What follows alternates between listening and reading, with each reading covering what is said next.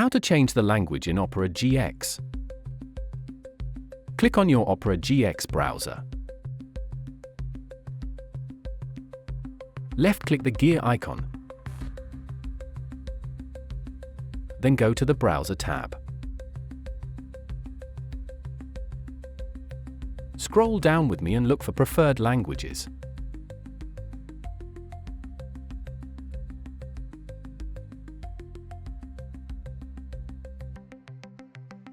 Add the language you need. Once you've chosen it, all that's left is to set it.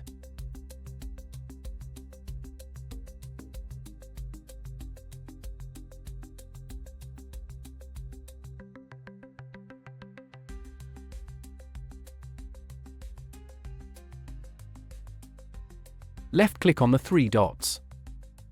Check the box, just like I did. Click Relaunch, like I did. Confirm it. And that's it, your language is now set.